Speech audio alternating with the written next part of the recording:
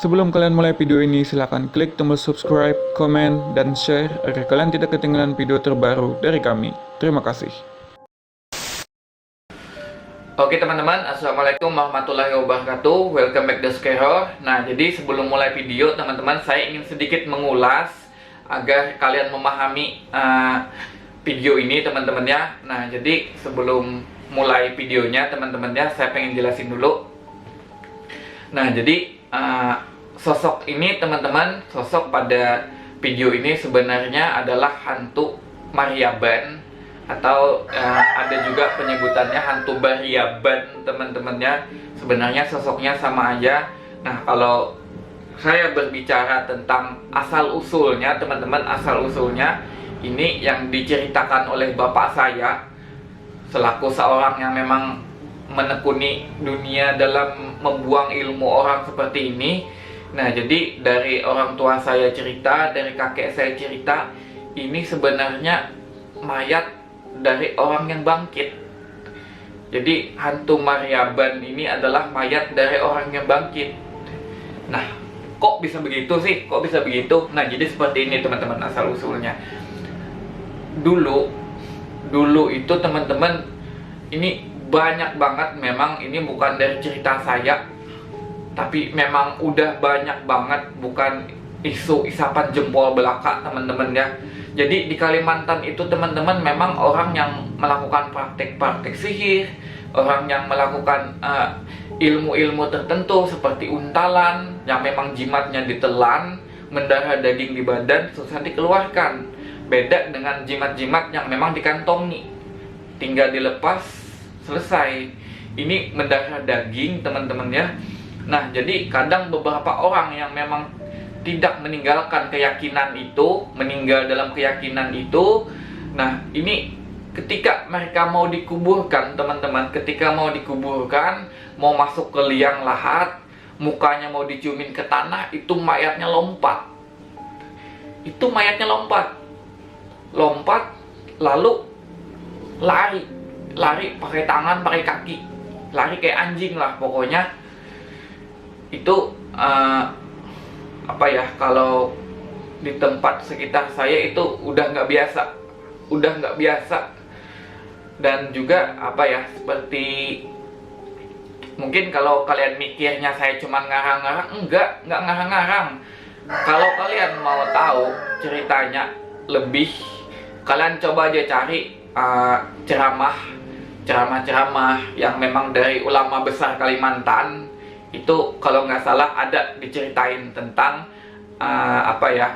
orang mati jadi hantu, orang yang bangkit dari kubur, orang yang memang jadi hantu Baryaban. Ini ada salah satu ulama besar, mungkin saya nggak usah sebut namanya ya. Ini kalau nggak salah saya sempat dengar ceritanya atau ceramah beliau, yang sampai beliau ngajarin cara memandikan orang yang memang punya ilmu hitam seperti ini, teman-teman. Nah, jadi kalau dari cerita bapak saya, cerita kakek saya, itu orang dulu kalau udah bangkit seperti ini ada yang dipelihara di rumah, ada yang memang lari ke hutan lah pokoknya, lari ke hutan. Udah ya, ini yang lari ke hutan ini yang jadi hantu Maryaban, hantu Baryaban. Lama-lama sekian waktu ini fisiknya bakalan berubah. Dia ada yang badannya tumbuh bulu dan lain sebagainya. Ada juga yang di rumah saya kurang tahu, cuman yang bapak saya ceritain itu kalau dia lari ke hutan itu jadi hantu Maryaban. Ini badannya jadi berbulu, bertaring dia. Nah, jadi kalau yang di rumah ini, teman-teman, biasanya dikurung orang di kamar, dikasih makan. Itu dikasih makan 2-3 panci aja nasi habis. Karena memang udah bisa dibilang siluman lah. Nah, jadi yang lari ke hutan ini, teman-teman ya, inilah yang jadi hantu Baryaban. inilah yang kata orang ketemu hantu Baryaban itu sebenarnya ini sosok orang yang meninggal dulu. Orang yang meninggal dulu, nggak diterima bumi, nggak diterima langit, ya udah, mau gimana lagi? Dikuburin nggak bisa, dibikin mati nggak bisa. Jasadnya yang memang udah nggak diterima bumi, mau gimana lagi? Ya udah, jadi siluman seperti ini. Karena ilmu hitam, karena ilmu sihir, ya jadi seperti ini. Dan juga memang apa ya? Kalau dulu memang banyak teman-teman di sini, cuman kalau yang jadi hantu Baryaban ini cuman sebagian teman-teman, cuman beberapa. Kadang-kadang di sini orang udah tahu nih bakalan bangkit, orang udah antisipasi duluan, udah dibuangin.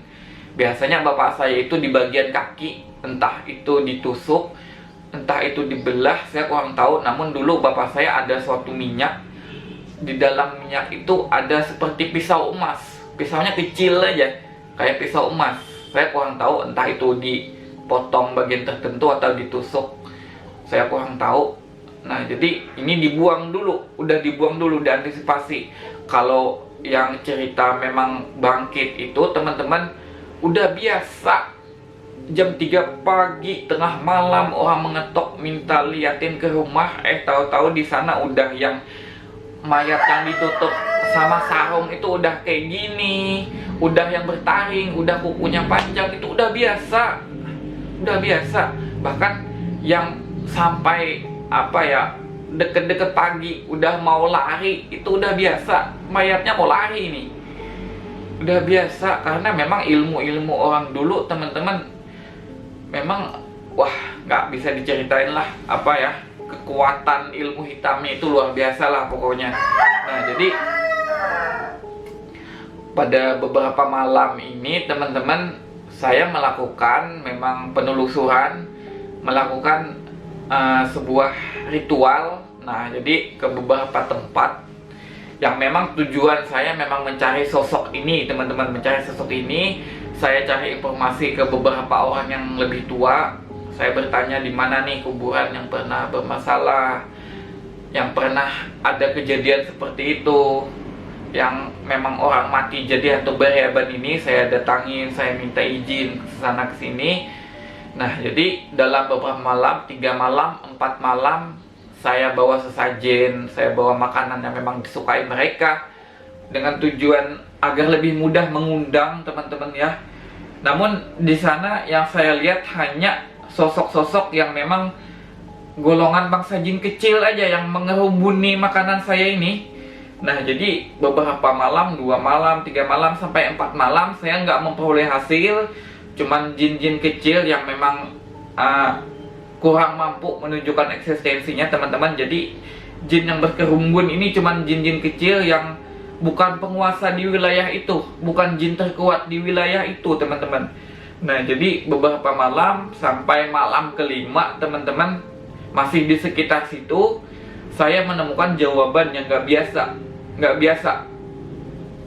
Ketika itu saya siapin sesajen saya, lalu saya menyalakan dupa teman-teman. Nah, sebelum menyalakan dupa ini, saya dengar suara kecil di balik semak-semak, di balik pepohonan. Suara langkah kaki orang jalan jelas banget, dan juga ada suara kecil. Jadi suara kecil itu seperti ini teman-teman. Dia bicara dalam bentuk bahasa saya teman-teman, atau bahasa Banjar. Kata dia, saya mau kue bacipir, saya mau wadai bacipir. Nah, jadi artinya itu teman-teman dia kayak mau kue basah teman-teman. Nah, jadi dia minta kue basah, saya mau kue basah, katanya saya mau kue basah. Atau kemarin itu dia persisnya seperti ini teman-teman, pakai bahasa Banjar. Kata dia, aku hendak wadai bacipir, aku anak wadai bacipir, bilangnya kayak itu. Seperti itu teman-teman. Namun suaranya itu kecil aja di balik semak-semak, kayak suara senyap-senyap angin seperti itu. Namun di sana saya sampai ketakutan sebenarnya, karena saya mendengar ini bukan pendengaran yang biasa, namun pendengaran dengan telinga saya, yang artinya ini bukan di alam sebelah nih, ini suara di alam kita nih, suara di alam kita. Ini sosok udah wujud nih. Saya sampai jujur ketakutan di sana, sampai ketakutan di sana. Setelah saya nyalain dupa, nggak manggil nih, saya langsung pulang karena saya, wah ini manusia atau apa nih, sampai ragu. Saya langsung pulang di sana. Saya cuman sampai ngecek lihat-lihat, nggak ada apa-apa sama sekali. Langsung pulang di sana, di rumah saya duduk sejenak ngeblank. Ini apa ya, sosok apa sebenarnya? Apakah yang memang benar-benar dicari gitu loh. Nah jadi udah tanpa pikir panjang, besoknya saya ke pasar, saya cari kue-kue basah. Nah jadi saya cari kue-kue basah, saya datangin lagi malam besoknya. Nah jadi tadi malam saya lakukan ritual lagi. Ternyata nggak cukup waktu lama teman-teman, datang lagi suara-suara itu, datang lagi langkah kaki nih, gesek gesek gesek gesek di semak-semak, bunyi terus sekitar kita mengelilingi, sampai suara-suara kayak orang mendesah-desah, kayak mencium-cium sesuatu seperti itu. Saya cuman duduk dan saya udah yakin di sana, saya udah yakin ini pasti muncul, karena dari dengar suara aja ini udah jelas banget suara dari telinga saya, bukan suara yang memang saya dengar dari batin saya. Nah jadi saya cuma nunggu di depan beberapa jam, memang belum ada, namun suaranya itu semakin lama semakin mendekat. Saya diamin aja sampai saya beraniin, saya ngomong, "Datuk, ini saya yang kemarin." Nah dan tiba-tiba suara itu makin dekat sampai muncul. Memang dia sampai maju, berani memakan itu. Nah jadi apa ya, di sana saya rasa takut pasti teman-teman, ketakutan pasti. Namun apa ya, saya tetap berusaha dalam keadaan sadar. Saya tetap berusaha diri saya dalam keadaan sadar, teman-teman ya. Di sana saya sampai apa ya, lemas lah, pokoknya lemas, kayak rasa mau berdiri itu sulit. Rasa mau berdiri itu udah sulit karena ini sosok, jujur, ini sosok paling terdekat yang saya pernah alami. Sampai saya pernah alami. Ketika sosok itu naik untuk memakan sesajen itu, teman-teman, itu kayak rasa badan kayak langsung zep, itu udah nggak ada rasanya lagi sama sekali. Badan saya kayak ngambang, pokoknya rasa kepala, rasa badan nggak ada lagi, kayak rasa gerak.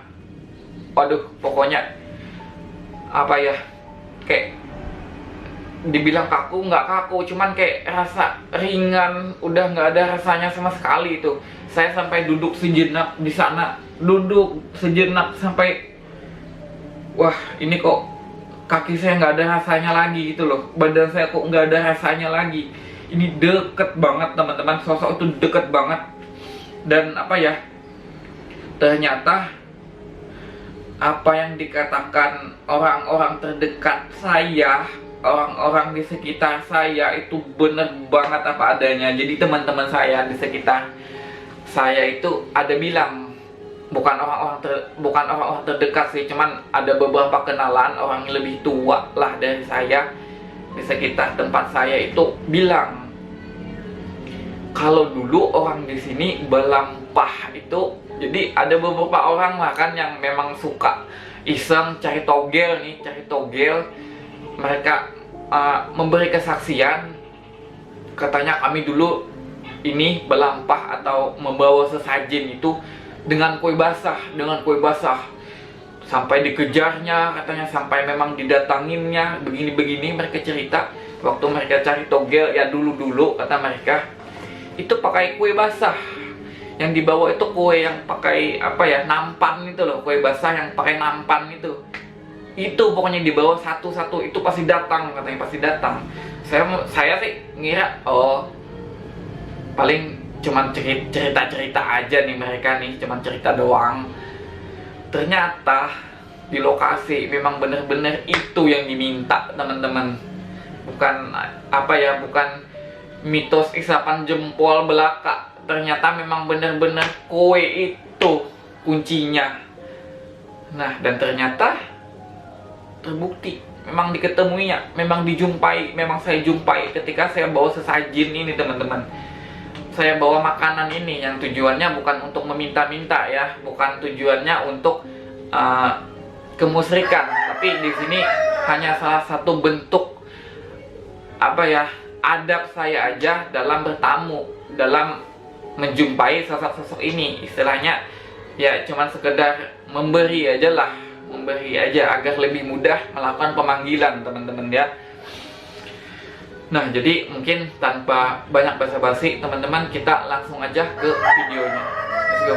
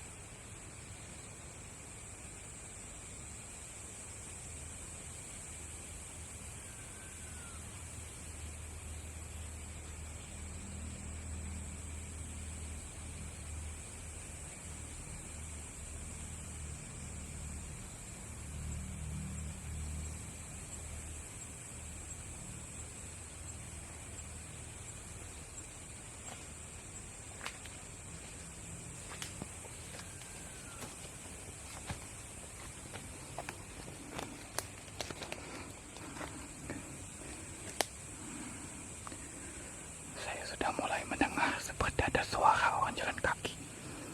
Di sekitar semak-semak kayak ada orang berjalan.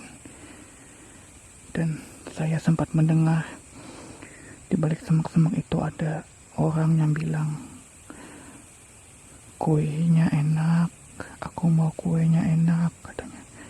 Di samping semak-semak.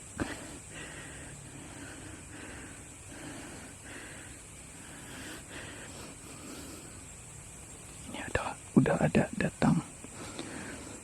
Kita tunggu aja sampai dia berani maju. Kita jangan terlalu dekat biar dia berani.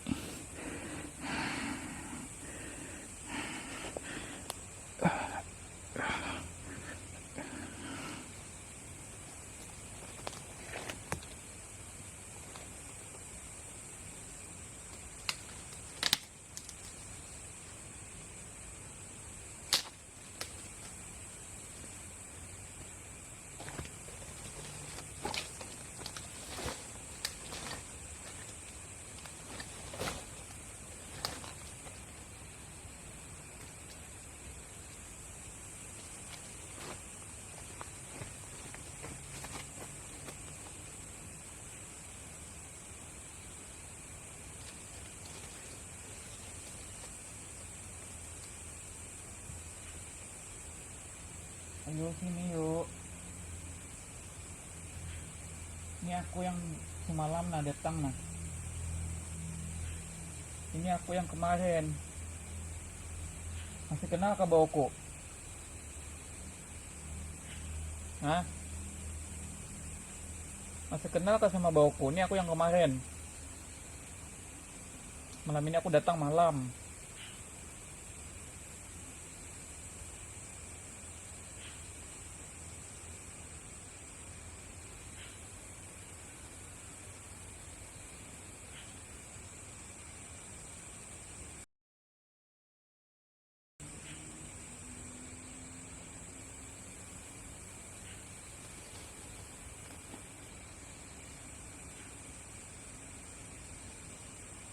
Ini aku yang kemarin nih. Masih kenal kah bauku?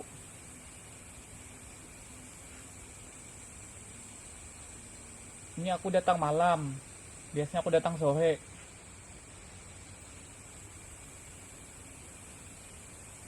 Coba cium baunya bener-bener. Ini sudah kubawakan nah. Ini sudah kubawakan yang kalian mau.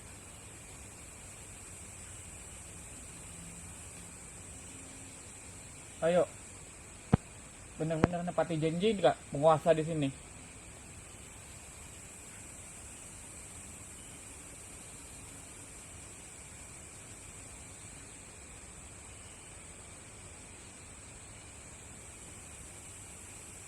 Tiga hari sudah.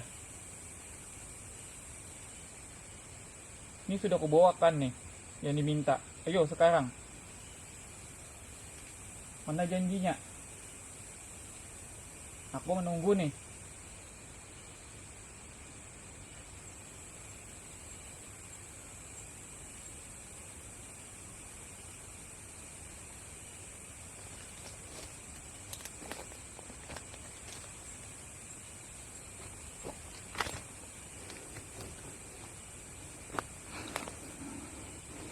Makin ada suara mendekat teman-teman di arah sana. Suara orang jalan kaki. Sama suara orang kayak enaknya kue itu, kayak ada suara orang, suara bisik-bisik kayak manusia asli, kayak suara manusia asli.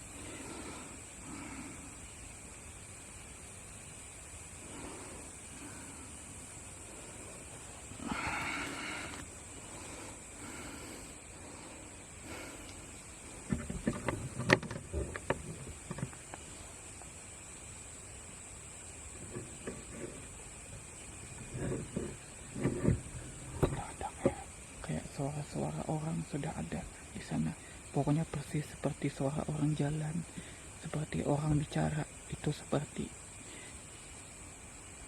udah wujud lah, pokoknya udah wujud. Saya udah dengar kayak ada suara berkali-kali manggil, enaknya kue itu, enaknya kue itu.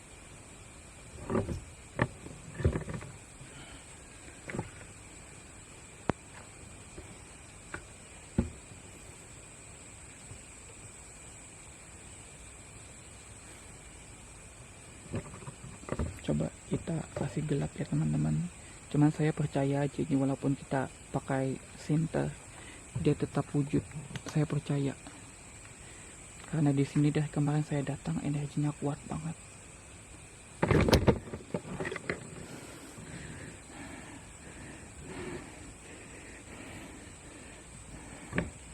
Kita coba matiin lampu.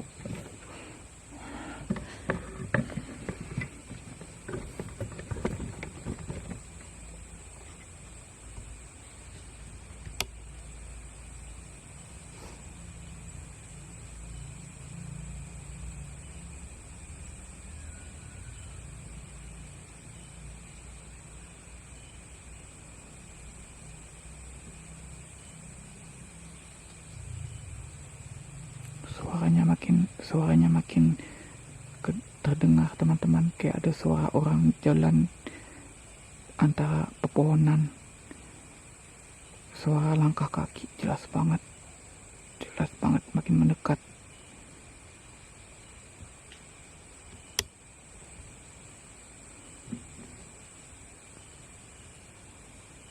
Ayo, mana semalam yang anak bersahabat?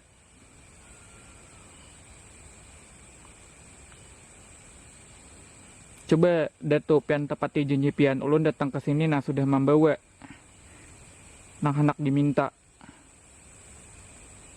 Coba tepati janji pian. Ulun tahu wae pian bepatak-patak.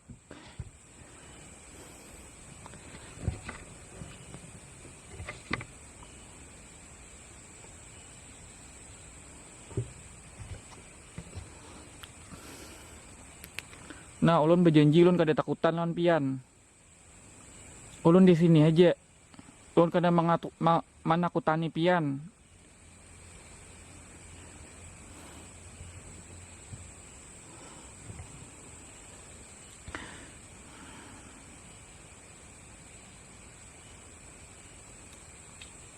Oh, Datuk.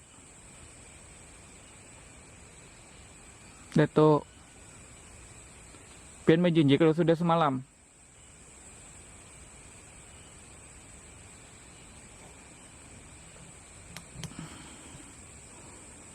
Oh, Datuk.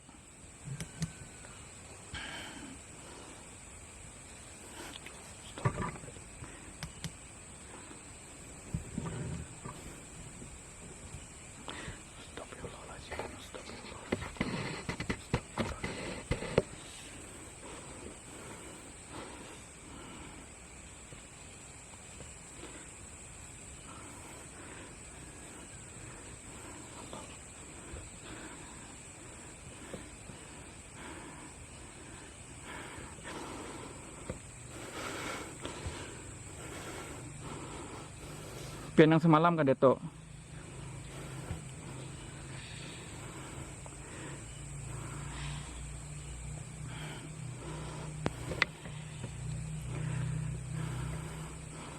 Pian yang semalam kah?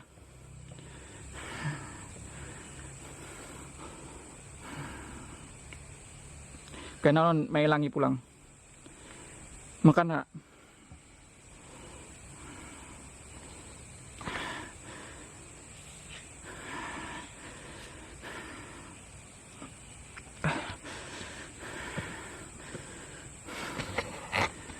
Pian nyamai iringi ulun lah. Biar aja ulun ke sini mendatangi pian.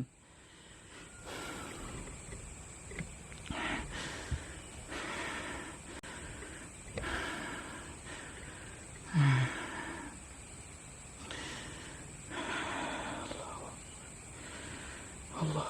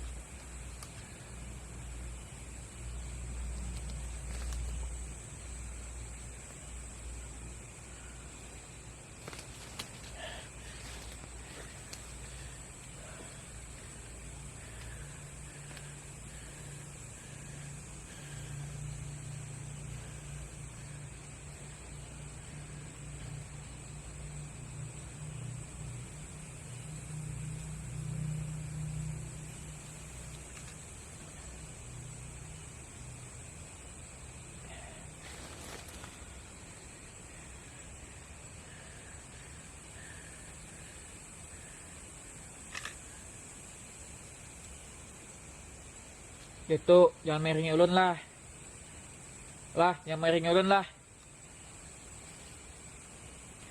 Ribut kena orang. Lah, jangan miringan lah. Apalagi upat ke rumah, jangan. Aku aja datang ke sini. Aku aja datang ke sini. Jangan ikut-ikut ke rumah. Ribut kena orang, samping-samping rumah.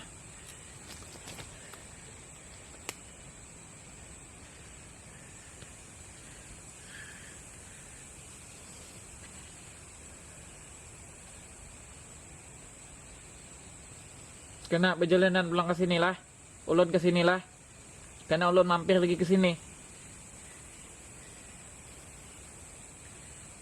Jangan mampati ke rumah.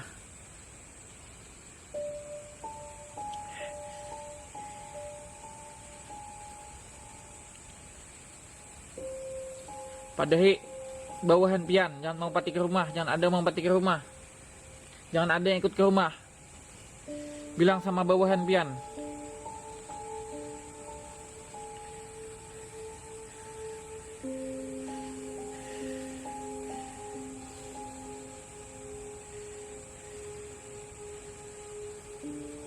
Ini pian. Ini Dato yang tinggal di pohon besar tuh semalam kah? Karena ulun datang pulang esok. Jangan mampati ke rumah lah. Jangan ikut ke rumah.